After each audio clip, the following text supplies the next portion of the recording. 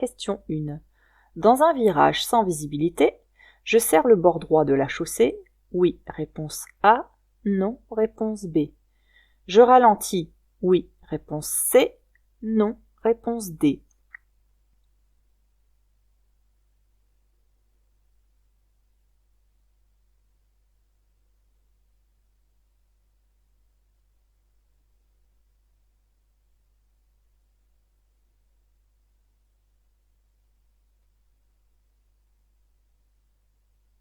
Dans ce virage-là, on voit que c'est un virage qui est assez serré, la route n'est pas très large et vous n'avez pas de visibilité en face. C'est pourquoi ils vous ont mis d'ailleurs qu'on était limité à 50 km/h et ça pendant 50 mètres. Donc c'est à partir de ce panneau et pendant 50 mètres. Donc comme il n'y a pas de visibilité, évidemment il va falloir serrer un petit peu à droite parce que s'il y a un autre véhicule qui arrive en face, il va nous voir aussi au dernier moment, comme nous on va le voir au dernier moment, et on n'aura pas le temps de se serrer trop à droite. Donc il faut le faire avant, donc je me serre à droite. Et puis je vais aussi ralentir pour deux choses, parce que déjà le virage est assez serré, donc ça va me permettre de maîtriser plus facilement la trajectoire de ma voiture, et d'éventuellement pouvoir m'arrêter s'il n'y a pas assez de place avec le véhicule d'en face ou si je découvre un obstacle de l'autre côté. Donc ici, c'était est-ce que je serre le bord droit de la chaussée? Oui, réponse A. Est-ce que je ralentis? Oui, réponse C. Donc A et C. Question 2. Si je n'obéis pas à cet agent qui me fait signe de m'arrêter, je risque une amende de 7 500 €. Oui, réponse A. Non, réponse B. Un retrait de 6 points. Oui, réponse C. Non, réponse D.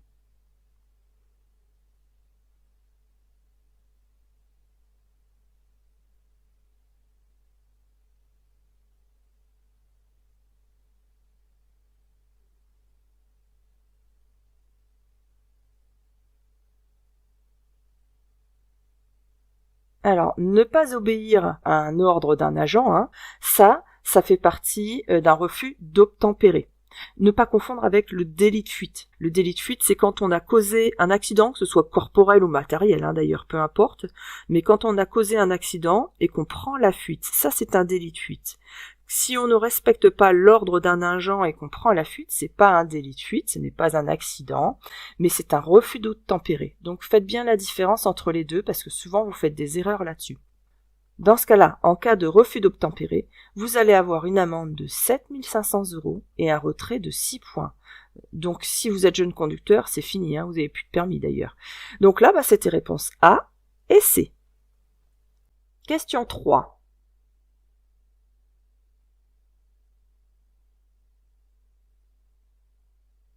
Comme la voiture noire, je peux dépasser la voiture grise par la droite.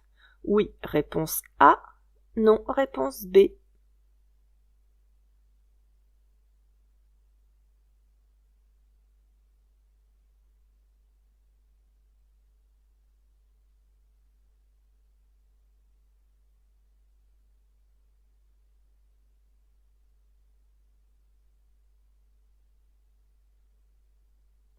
Alors, c'est un des cas où on a le droit de faire un dépassement par la droite.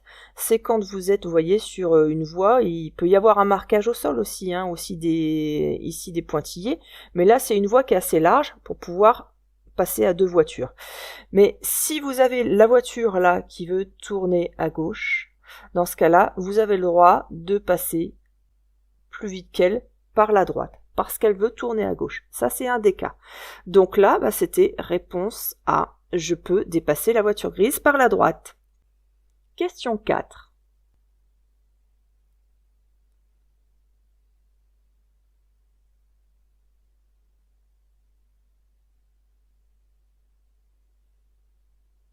Je peux dépasser ce cycliste en franchissant la ligne continue. Vrai, réponse A. Faux, réponse B.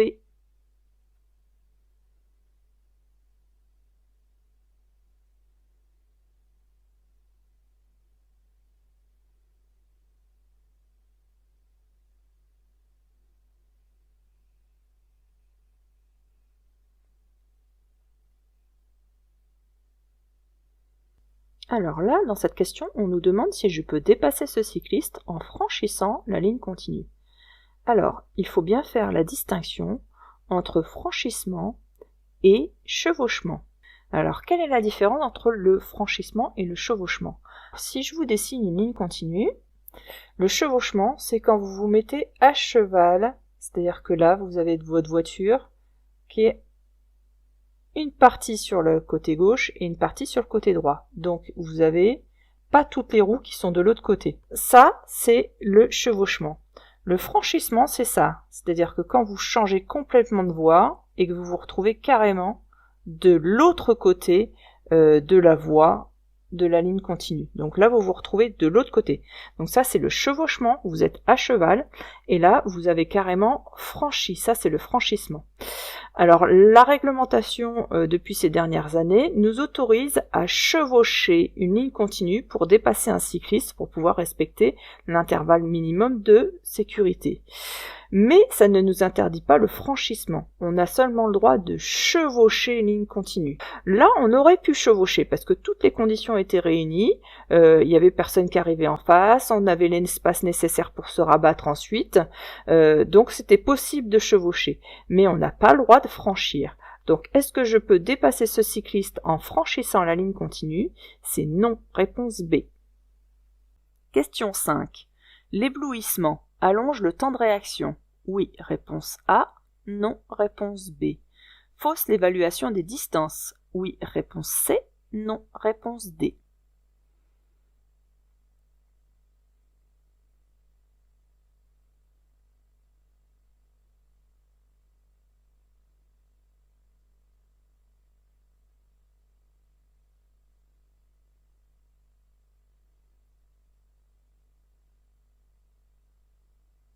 Alors, il faut savoir quand même que, en moyenne, après un éblouissement, on va retrouver une vision normale, je vous parle de normale, au bout de 5 secondes. Ça fait quand même beaucoup 5 secondes.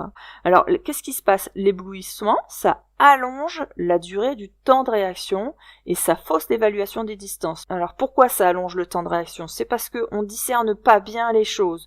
Donc, on met du temps, on soupçonne que c'est un danger, mais on n'en est pas sûr encore. Par exemple, on voit quelque chose sur la droite, et puis on réalise assez tard que c'est un chien qui va traverser. Je vous donne un exemple parmi tant d'autres. Et donc du coup, ça va rallonger votre temps de réaction. Alors qu'est-ce qu'il est bien d'utiliser pour éviter l'éblouissement? N'hésitez pas à utiliser votre pare-soleil, et puis les lunettes de soleil. Et qu'est-ce qu'il faut faire aussi? Ça suffit pas de mettre le pare-soleil et les lunettes de soleil. Il est bien aussi de ralentir. Ça permettra de laisser le temps à vos yeux de s'adapter à la luminosité. Donc là, c'était réponse A et C. Question 6. En cas d'incident, l'information sera communiquée par les panneaux à messages variables. Oui, réponse A. Non, réponse B. Par la radio. Oui, réponse C. Non, réponse D.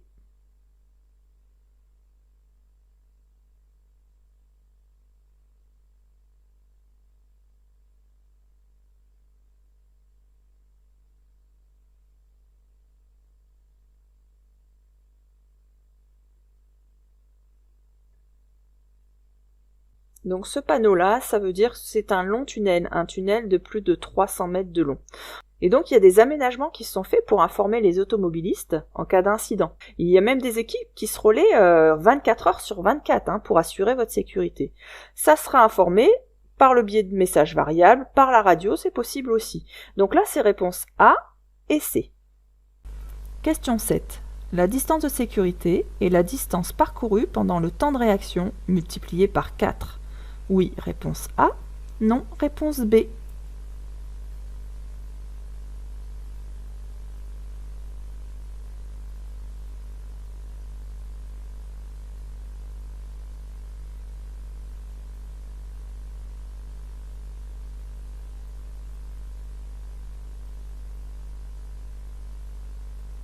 On considère que la distance de sécurité, c'est la distance qu'on va parcourir pendant le temps de réaction et qu'on va doubler. On va rajouter une seconde de plus par sécurité, justement. Donc, le temps de réaction, lui, c'est la distance qu'on parcourt pendant 1 seconde. Donc ça, c'est le nombre de mètres qu'on parcourt pendant 1 seconde. Ok, on va rajouter une 2e seconde par sécurité. Donc, ça fera 2 secondes. Donc, la distance qu'on multiplie par 2. Hein, une seconde plus une seconde, on le multiplie par 2. Donc là, c'est réponse B. Question 8. Les feux diurnes ont pour but de mettre le véhicule en évidence. Le jour, réponse A. La nuit, réponse B.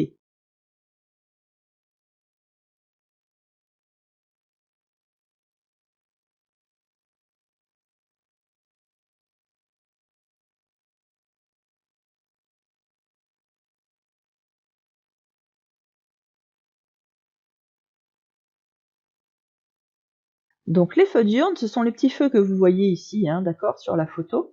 Ça, c'est en fait la journée, dès que vous allez mettre le contact, les feux diurnes vont s'en mettre aussi automatiquement. Vous n'avez rien à faire, ça se fait tout seul sur les nouvelles voitures. Les anciennes voitures n'en possèdent pas, donc là le problème ne se pose même pas. Mais sur les voitures, dès que vous avez des feux diurnes de mid sur votre voiture, dès que vous allez mettre le contact, ça va s'allumer automatiquement. Quand vous allez enclencher, parce que par exemple il pleut ou parce qu'il fait nuit, quand vous allez enclencher les lumières, donc par exemple s'il pleut, les feux de croisement, les feux diurnes vont s'éteindre automatiquement pour laisser la place aux feux de croisement. C'est pas au même endroit, mais je veux dire par là que ça va s'éteindre. Les deux ne vont pas s'additionner. Donc si j'enclenche des feux à côté, mes feux diurnes vont s'enlever. Et les feux diurnes, eh bien en effet, ça permet de bien mettre en évidence la voiture le jour et pas la nuit, parce que dès que vous allez enclencher les feux, ça va s'éteindre. Donc là, c'était réponse A. Question numéro 9. Le conducteur du poids lourd devant moi peut me voir. Oui, réponse A. Non, réponse B. Je garde cette distance de sécurité. Oui, réponse C. Non, réponse D.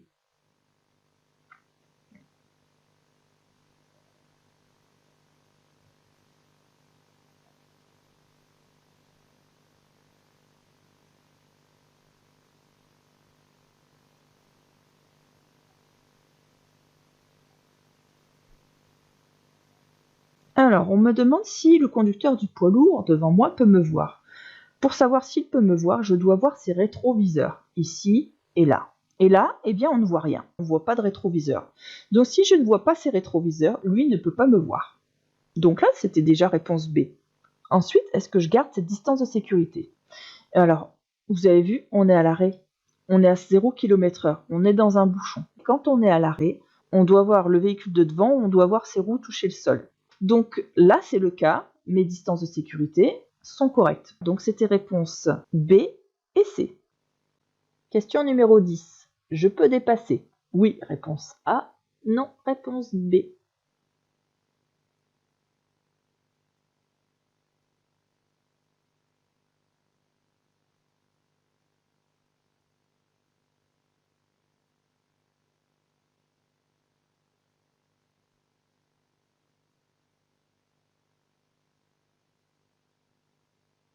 Alors, est-ce qu'on a un panneau qui nous interdit de dépasser ici? Non, on n'a pas d'interdiction.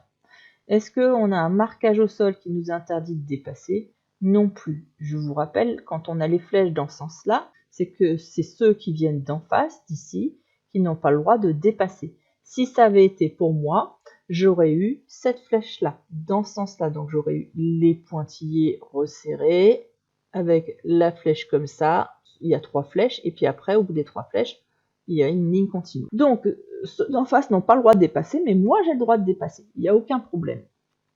Ensuite, on va regarder si en face, il y a l'espace et la visibilité. Je vois assez loin et en effet, il y a de la visibilité quand même, il n'y a personne en face. Est-ce que derrière quelqu'un me dépasse? Ce n'est pas le cas non plus. Je n'ai personne qui peut me dépasser. Donc, en résumé, il n'y a pas de panneau d'interdiction. Le marquage au sol m'autorise. Elle n'a pas de clignotant à gauche ni à droite. Derrière, personne ne me dépasse. Devant, personne n'arrive en face. J'ai de l'espace suffisant pour pouvoir me rabattre en face de l'autre côté, hein, de la voiture. Donc, toutes les conditions sont réunies pour pouvoir effectuer le dépassement. Donc oui, je dépasse. Réponse A. Question 11. Je m'engage. Réponse A. Ou j'attends. Réponse B.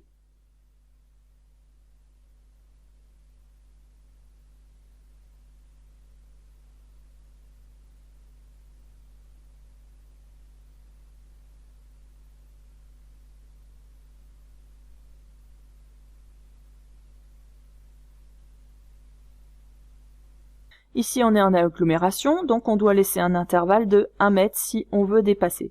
Là, le passage à niveau est ouvert, donc je pourrais dépasser si je le souhaite. Mais là, le problème, c'est que si je fais mes 1 mètre de distance de sécurité, je vais être trop proche de ce piéton-là. Je ne pourrai pas non plus respecter les 1 mètre de sécurité. Donc là, j'attends, je reste derrière et j'attends qu'il y ait un meilleur moment pour effectuer mon dépassement. Donc c'est réponse B. Question 12.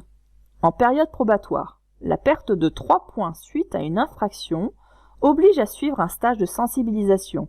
Oui, réponse A. Non, réponse B. Il permet le remboursement de l'amende forfaitaire. Oui, réponse C. Non, réponse D.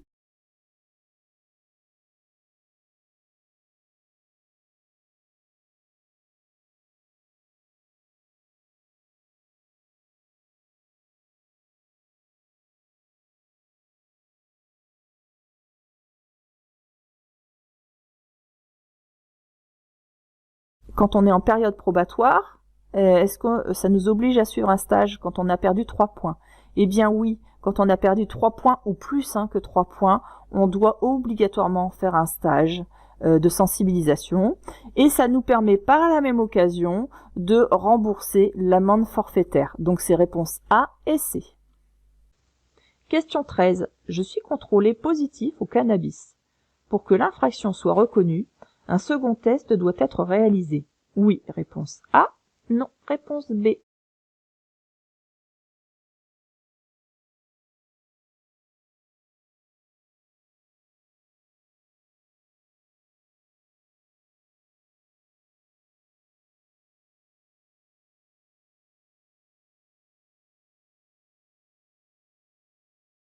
En cas de dépistage positif, on présente le conducteur devant un médecin qui effectue un prélèvement sanguin qui est destiné en fait à confirmer ou non les résultats du test. Et ensuite, le prélèvement sanguin est envoyé en laboratoire pour faire des recherches de résultats. Donc c'était réponse A. Question 14. En règle générale, pour réduire la consommation de carburant, je réduis ma vitesse moyenne. Oui, réponse A. Non, réponse B. Je maintiens une vitesse constante. Oui, réponse C. Non, réponse D.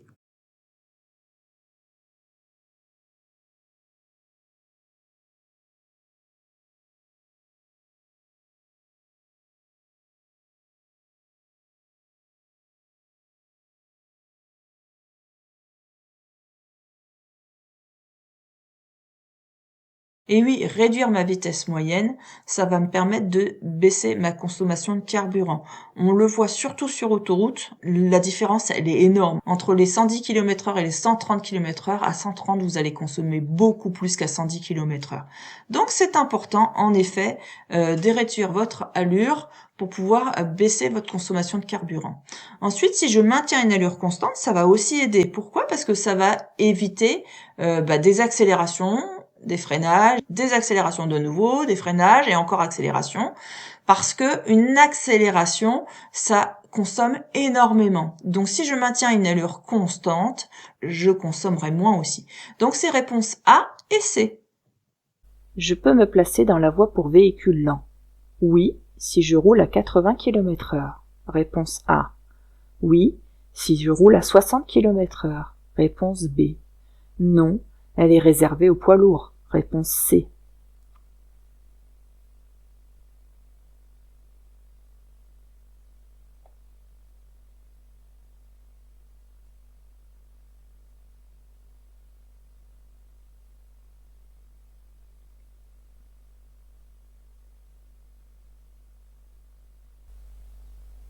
Donc on reconnaît bien la voie pour véhicule lent. En plus du panneau, on a le marquage au sol, là, une délimitation de ligne discontinue large, assez resserrée, vous voyez, donc ça signifie bien que c'est une voie pour véhicule lent.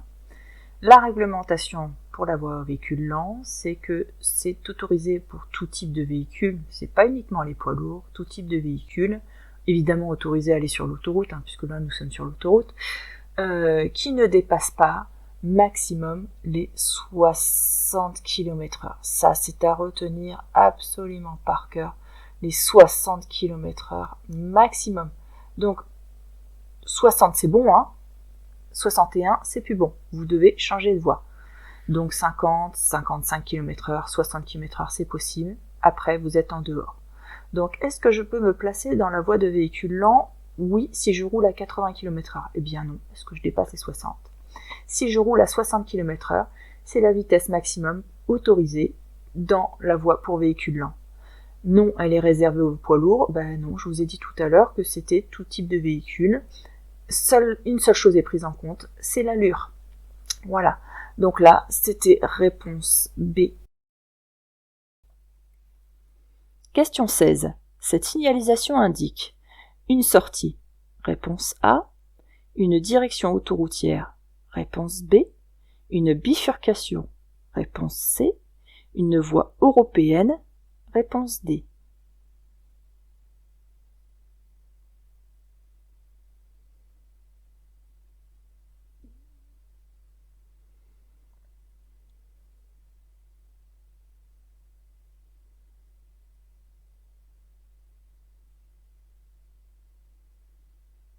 On constate que le panneau est entièrement bleu. Donc là, ça veut dire déjà dans un premier temps que ce sont des directions autoroutières. Réponse B. Ensuite, il ne faut pas confondre une sortie et une bifurcation. Ici, c'est une bifurcation. Pourquoi? Parce qu'on part de l'autoroute et il va se séparer en deux. Soit il va continuer de ce côté-là, soit il va continuer de ce côté-là. Confirmation, à droite, on reste sur l'autoroute. En face, on reste sur l'autoroute. Donc c'est bien une bifurcation. Est-ce que c'est une voie européenne? Il y a le E là, ici, E80, dans les deux, hein. Donc c'est bien une voie européenne. Donc là, la réponse, c'était B, pour la direction routière, C, une bifurcation, et D, une voie européenne. Question 17. Avant de tourner, je cède le passage au cycliste. Oui, réponse A. Non, réponse B. Au piéton. Oui, réponse C. Non, réponse D.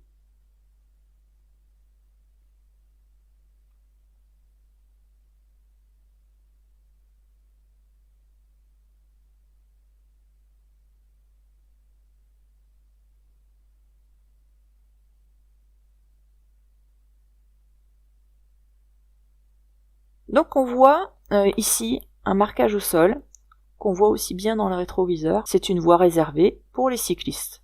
Là, qu'est-ce que je vais faire? Je vais traverser cette voie réservée. Donc à partir du moment où je vais traverser cet axe-là, je dois laisser passer la voie que je traverse. Donc, parce que lui, il n'a pas de stop, pas de céder le passage, hein, donc je dois le laisser passer. Parce que je vais ralentir, donc quand je vais ralentir, il va arriver à mon niveau, hein, donc je vais lui faire une queue de poisson, c'est très dangereux. Donc je laisse passer le cycliste, oui. Je vais aussi laisser passer le piéton, parce que vous voyez, il est engagé sur un passage piéton, donc je dois le laisser passer. Donc là, c'était réponse A et C. Question 18. Le temps de réaction est 2 fois plus court à 50 km/h qu'à 100 km/h. Oui, réponse A. Non, réponse B.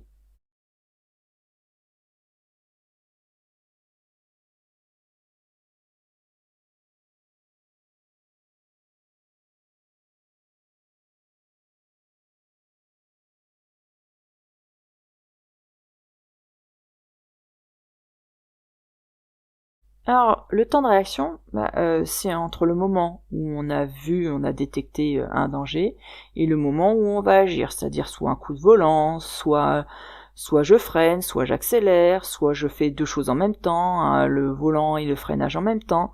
Enfin, bref, voilà, c'est entre le moment où on a vu et le moment où on va agir. Alors, ça dépend de quoi? Le temps de réaction, ça va dépendre de l'état du conducteur, c'est-à-dire s'il est en forme, s'il a pris de l'alcool ou de la drogue, tout ça, ça va rallonger le temps de réaction. En revanche, la distance parcourue pendant le temps de réaction, lui, il va évoluer en fonction de votre vitesse. Vous n'effectuerez pas la même distance à 50 km/h pendant une seconde que la distance que vous allez effectuer à 100 km/h pendant une seconde.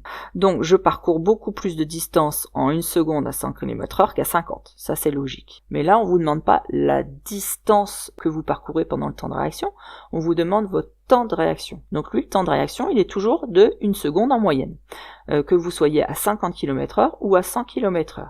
Donc là c'était réponse B. Question 19. La vitesse maximale autorisée est de 90 km/h. Réponse A. 100 km/h. réponse B. 110 km/h, réponse C. 130 km/h, réponse D.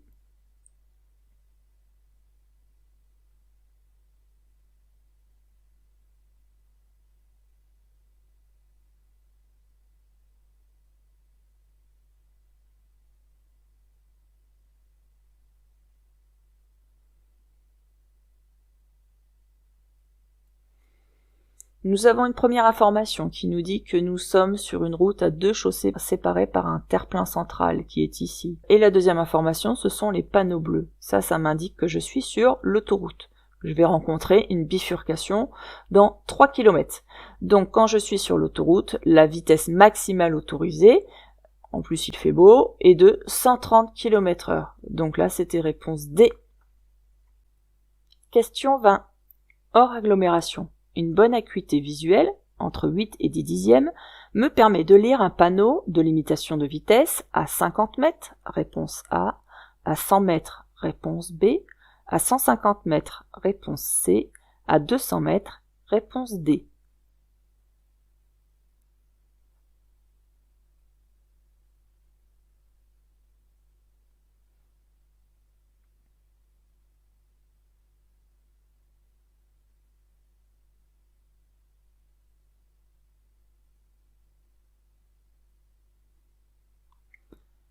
Alors, hors agglomération, une bonne acuité visuelle me permet de lire un panneau de limitation de vitesse jusqu'à une distance d'environ 150 mètres. Et j'ai bien dit jusqu'à. Ce qui veut dire que en dessous, 50 mètres, 100 mètres, je peux aussi les lire. Donc là, il y avait 3 réponses à donner. À 50 mètres, réponse A. À 100 mètres, réponse B. Et à 150 mètres, réponse C. A, B, C. Je souffre de diabète sévère. Je dois consulter un médecin agréé pour savoir si je suis apte à la conduite. Oui, réponse A. Non, réponse B.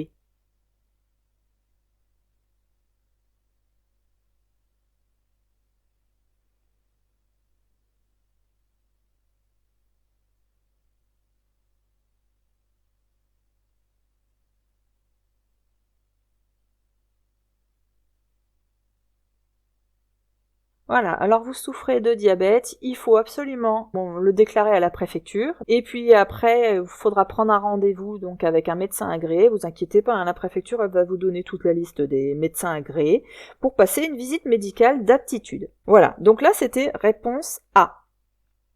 Question 22.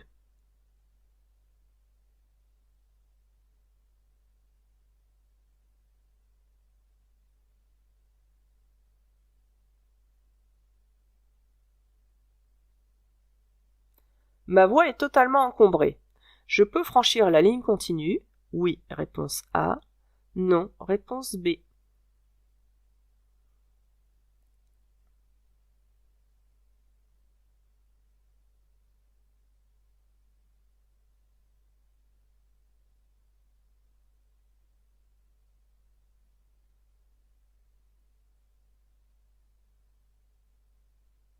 Alors, ici, qu'est-ce qui se passe? On s'aperçoit que, vous voyez, ça c'est ma voie, normalement ici, je suis censée circuler là. Mais au bout d'un moment, là, la neige, là c'est ma bande blanche, et la neige, elle arrive ici. Et je vois même plus la bande blanche. Donc je n'ai plus de voie. Ma voie s'arrête ici. Donc qu'est-ce que je fais? Je franchis ma bande blanche ou pas? Bien là, ça fait partie des cas particuliers. Là, j'ai pas le choix. Je dois franchir la bande blanche. Parce que il existe quand même quelques circonstances dans lesquelles j'ai le droit quand même de franchir une ligne continue. Et c'est toléré. On va dire que c'est exceptionnellement toléré. Donc ça veut dire quoi toléré? Ça veut dire que c'est pas inscrit dans la loi, mais il y a quand même une tolérance par rapport à ça. Donc le dépassement sur une ligne continue est permis en cas de présence d'obstacles. Donc un obstacle, ça peut être quoi? Ça peut être un rocher de montagne, ça peut être un véhicule en panne sur la chaussée. Vous n'allez pas attendre que le dépanneur arrive dans 2 heures pour pouvoir justement après passer, d'accord? Donc un obstacle, ça peut être donc un rocher, un véhicule arrêté sur la chaussée, un chantier, des travaux, ou aussi ici, comme cette situation, ça, on peut considérer que c'est un obstacle sur la chaussée. Donc là, vous avez vu le gros tas de neige, là, la hauteur de la neige, on peut pas pousser la neige pour circuler dans cette voie-là. Donc c'est un obstacle. Donc là, c'était réponse A. Question 23. Je ralentis. Oui, réponse A. Non, réponse B.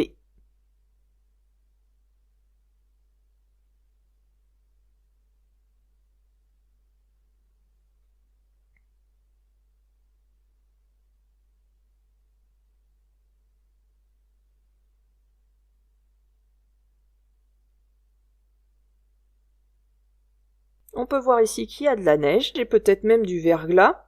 D'ailleurs, c'est annoncé, mais même s'il n'y avait pas le panneau, on peut se dire qu'il y a une possibilité de verglas ici, parce que là, la neige, elle est restée ici. Donc c'est une zone qui est certainement plus froide et plus humide. Mais ça se voit pas toujours, hein, le verglas.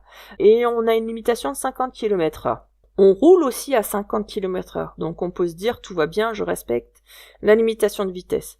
Mais là, vu le contexte, il vaut mieux quand même ralentir, parce que là, il y a un risque de perte d'adhérence qui est quand même important. Donc je ralentis, oui, réponse A. Question 24. Dans cette situation, il est préférable de klaxonner pour que le piéton monte sur le trottoir. Réponse A. D'essayer de changer de voie. Réponse B.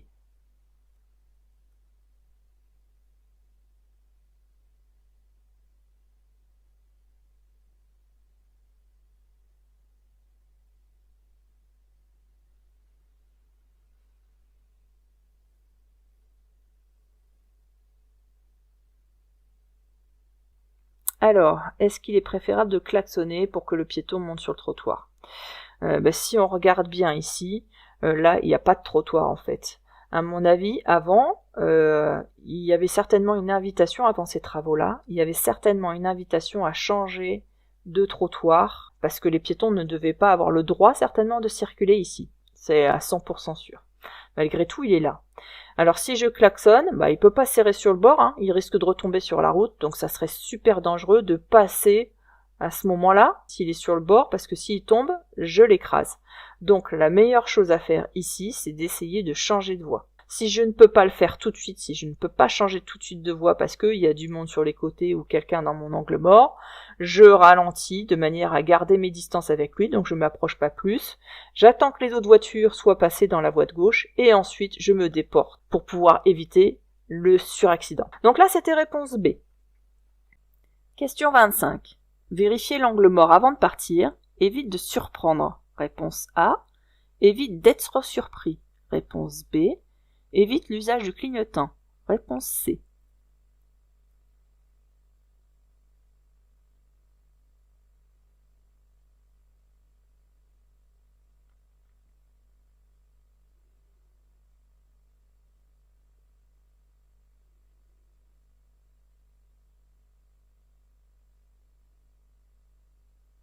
Alors, oui, il faut toujours avoir une vision dans son ensemble. Les rétroviseurs limitent vraiment la vue qu'il y a autour de nous. Donc si on peut avoir une vision à 360 degrés, vraiment dans son ensemble, c'est l'idéal. Et pour ça, qu'est-ce qu'il faut faire ? Il faut pouvoir tourner la tête. Donc ça nous permettra, en vérifiant l'angle mort, ça nous permettra d'éviter d'être surpris, hein, donc de ne pas voir par exemple une voiture qui est arrivée sur le côté ici. On ne pourra pas le voir dans les rétroviseurs si elle vient d'une rue sur le côté par exemple. Donc, et puis ça nous évitera de surprendre les autres aussi, parce que si on démarre, parce qu'on l'avait pas vu, si on démarre devant elle alors qu'elle arrive, on risque l'accident, on risque de la surprendre aussi. Donc là, c'était réponse A et B. Et toujours, dans tous les cas, mettre son clignotant pour informer de notre intention. Ça, c'est important. Donc réponse A et B. Question 26. Pour passer le permis, l'acuité visuelle binoculaire après correction doit être supérieure ou égale à 1 dixième, réponse A, 5 dixièmes, réponse B.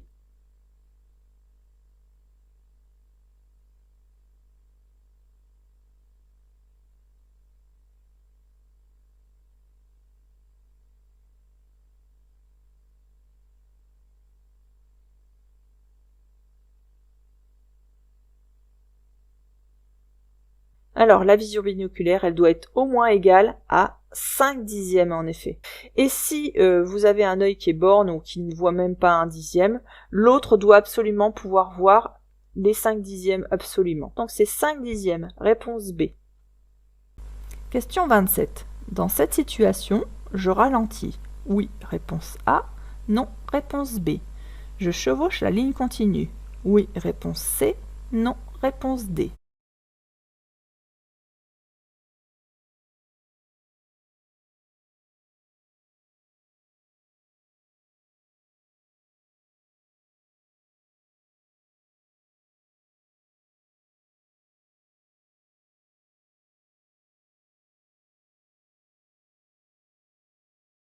Vous avez un piéton qui n'est pas sur l'accotement, mais qui marche sur le bord de la route. Hors agglomération, on est censé faire les 1,50 m pour s'écarter du piéton et le dépasser en toute sécurité. Mais il y a la ligne continue, donc là c'est compliqué. Est-ce qu'on reste derrière? Est-ce que je le dépasse? Il n'y a personne en face. Normalement, je n'ai pas à chevaucher la ligne continue.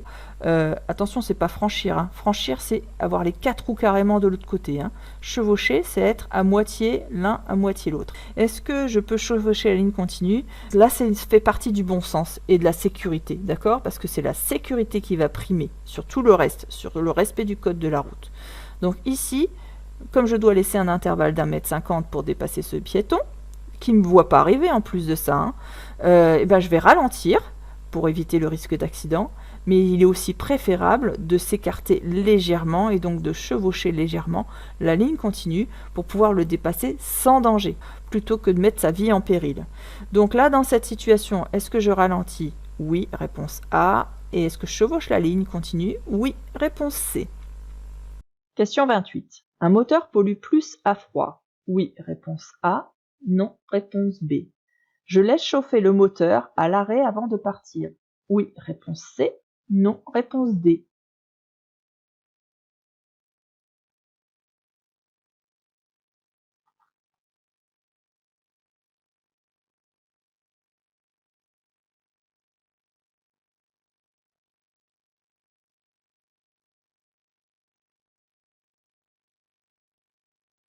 Plus il fait froid, plus il y aura d'émissions polluantes, d'accord, importantes.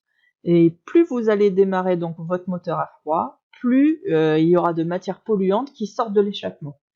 Et c'est encore pire quand il fera de plus en plus froid. Les matières polluantes seront encore plus importantes. Surtout si c'est une voiture essence d'ailleurs, hein, qui est équipée d'un pot catalytique qui n'est efficace, ça il faut le savoir, que quand le pot a atteint 250 degrés au moins. Ce qui veut dire quand même qu'il faut faire, je sais pas, au moins une bonne dizaine de minutes de circulation pour que votre pot catalytique soit efficace. Donc dans les premières minutes, il n'est pas efficace. Donc si on laisse son moteur se chauffer à l'arrêt, bah, ça fait quoi? Ça fait un gâchis de carburant parce qu'on consomme beaucoup plus. Donc on consomme beaucoup plus pour rien sans faire de kilomètres. Et en plus, ça fait une pollution inutile. Donc il faut rouler dès les premières minutes, en douceur par contre, pour laisser le temps au moteur de chauffer et de ne pas forcer sur le moteur. Donc la question, un moteur pollue plus à froid? Oui, réponse A. Et je laisse chauffer le moteur à l'arrêt avant de partir? Non, parce que c'est pas économique et c'est pas écologique. Donc c'est réponse A et D. Question 29. Je cherche une direction. Je ralentis. Réponse A. Je conserve mon allure. Réponse B.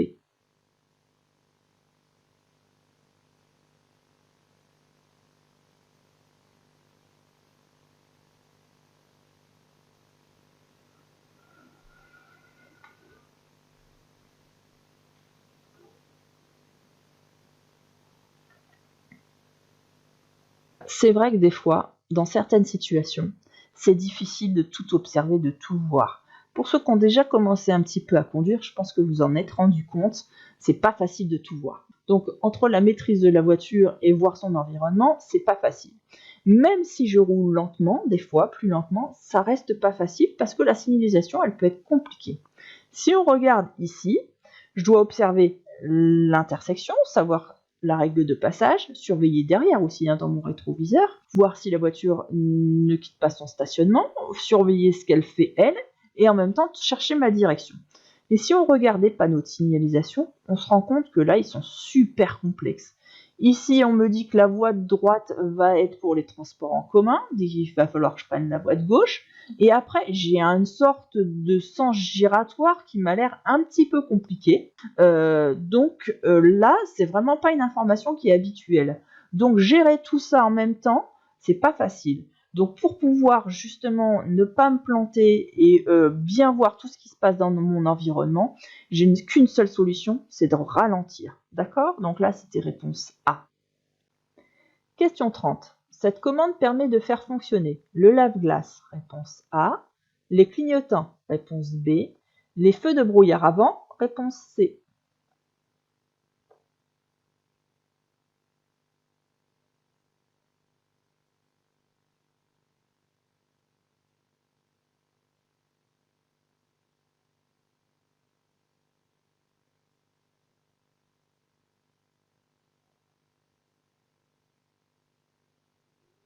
Alors, non, le liquide lave-glace, c'est ce symbole-là. Les feux de brouillard avant, c'est ce symbole-là que vous n'avez pas non plus. Là, ce sont les clignotants. C'est ce symbole-là, là. Là, ça, c'est les clignotants, gauche et droite.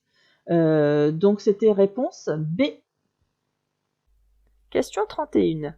Les utilisateurs d'engins de déplacement personnel, EDP, non motorisés, sont assimilés à des piétons. Oui, réponse A. Non, réponse B.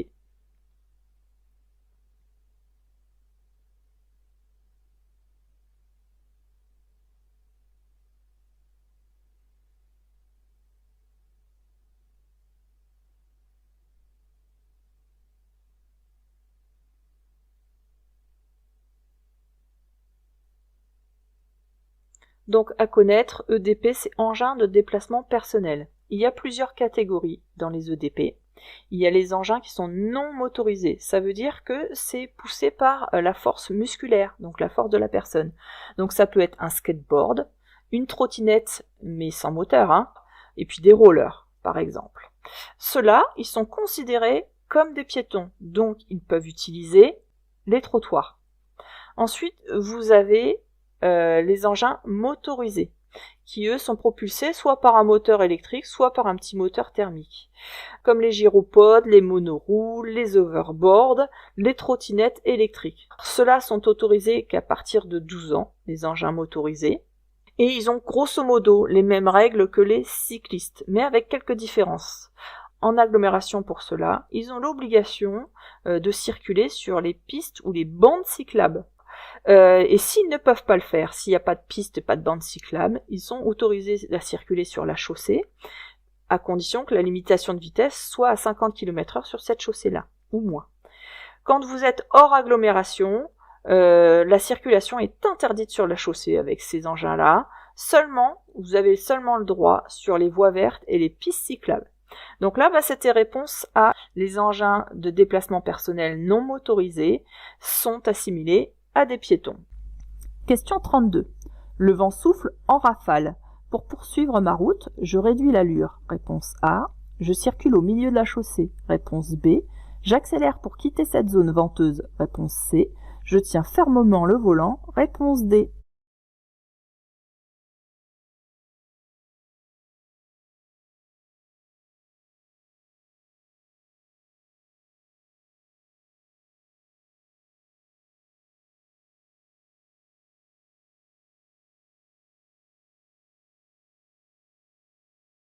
Alors, lorsque vous avez du vent comme ça, qu'est-ce qu'il faut faire? Il va falloir réduire l'allure, surtout pas rouler au milieu de la chaussée, parce que vous n'avez pas à bloquer la circulation pour les autres.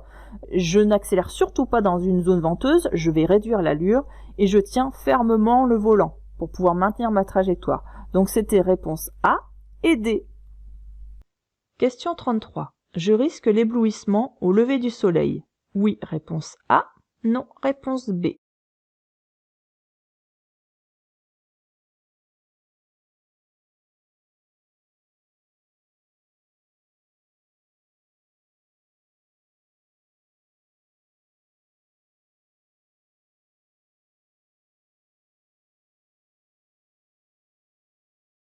Que ce soit le lever du soleil ou le coucher du soleil, on a un même problème, c'est que la lumière elle est rasante, c'est-à-dire que vraiment c'est au ras de la route, donc même si j'abaisse le pare-soleil, ça ne suffira pas. Donc là c'était réponse A. Question 34. Sans compétence particulière, j'ai le droit d'utiliser un défibrillateur automatique. Oui, réponse A. Non, réponse B.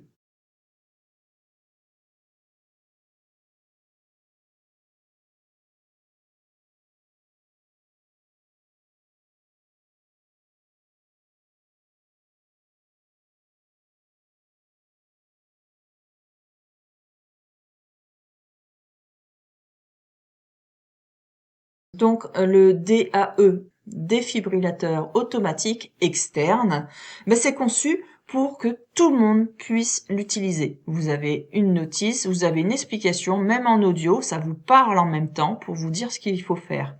Et l'appareil fait tout lui-même, mais lui vous dit juste où placer tout ça. Et l'appareil permet de reconnaître s'il y a une anomalie de fonctionnement du cœur de la personne qui ne va pas bien.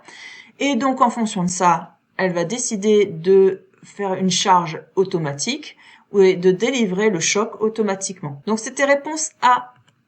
Dans cette situation, sur le siège avant, je peux transporter un bébé de 7 mois dans un siège dos à la route. Oui, réponse C. Non, réponse D.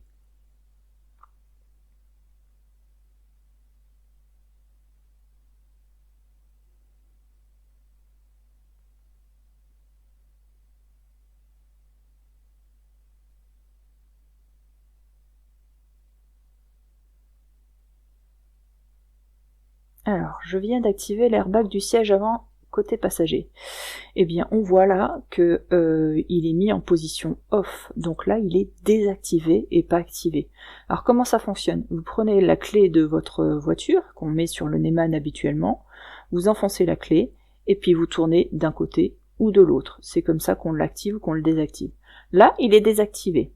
Ce qui veut dire que, donc là c'est la réponse, je viens d'activer non, réponse B, ce qui veut dire que je peux mettre un enfant dos à la route, dans un siège adapté évidemment, parce que là l'airbag ne va pas s'ouvrir en cas de choc. Parce que c'est très dangereux d'utiliser un airbag avec un enfant dos à la route sur l'avant, puisqu'il va être percuté par l'airbag qui s'ouvre en même pas 30 millisecondes. Ça va très très vite, donc c'est violent. C'est pour ça qu'il faut éviter. Donc dans cette situation, sur le siège avant, oui, je peux mettre un bébé dos à la route. Réponse C. Question 36. Un airbag se déclenche automatiquement en cas de choc violent. Oui, réponse A. Non, réponse B.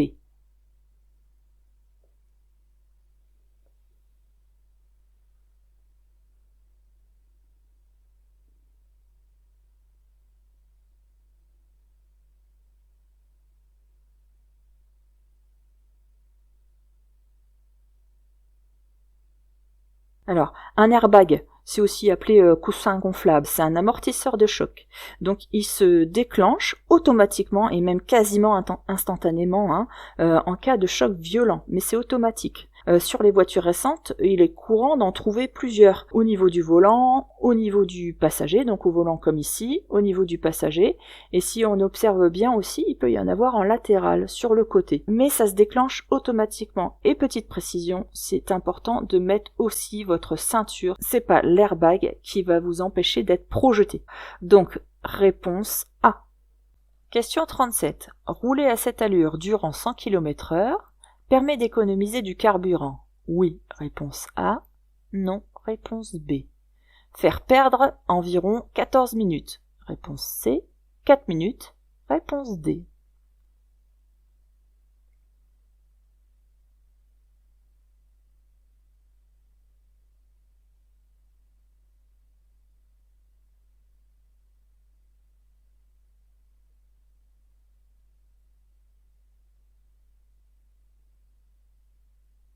Alors la consommation de carburant augmente plus vite que la vitesse. Donc la résistance à l'air est pratiquement 2 fois plus importante à 130 km/h. Par exemple, en passant de 65 km/h à 130 km/h, on augmente la vitesse par 2 et on multiplie la résistance à l'air par 4. Donc ça provoque forcément une augmentation de carburant. Donc la consommation, elle est environ de 5 litres au 100 km à 90 km/h, de 8 litres au 100 km à 130 km/h. Et rouler à 120 km/h au lieu de 130 km/h sur une distance à peu près de 500 km, ça vous permet quand même d'économiser 5 litres de carburant. Donc en diminuant ma vitesse de pointe, forcément je consomme moins, je pollue moins, et le risque d'accident, lui aussi, diminue, tout en perdant finalement très peu de temps. Donc sur 100 km, en descendant à 120 km/h, je ne perds que 4 minutes. Donc là, c'était réponse A et D. Question 38. Circulant à 100 km/h, mon angle de vision est de 30 degrés, réponse A, 45 degrés, réponse B, 75 degrés, réponse C, 100 degrés, réponse D.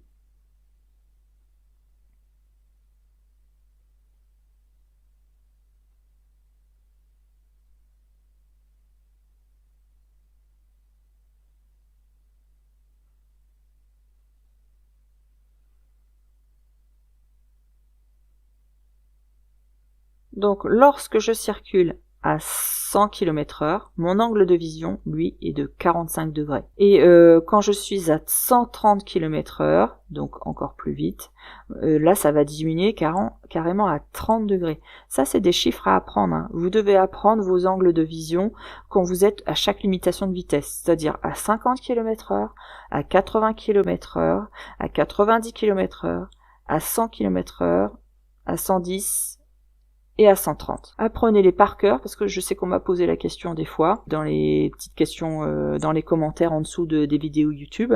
Là, il faut les apprendre à chaque limitation de vitesse, comme ça vous serez tranquille. Donc là, à 100 km/h, mon angle de vision est à 45 degrés. Réponse B. Question 39. La pollution est constituée de gaz carbonique? Oui, réponse A. Non, réponse B. De particules métalliques? Oui, réponse C. Non, réponse D.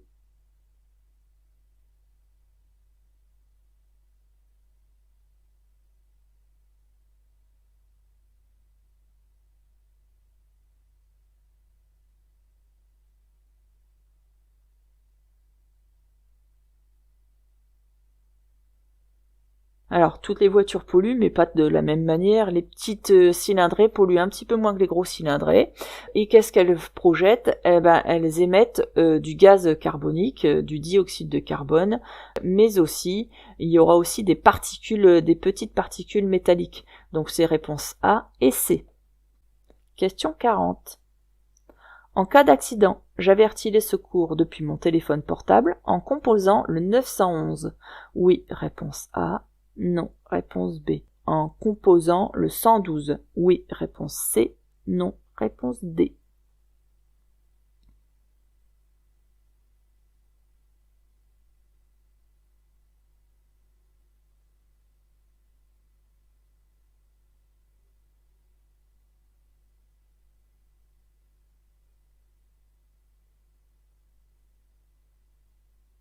Alors, c'est le 112 uniquement. Donc là, c'était réponse B et C.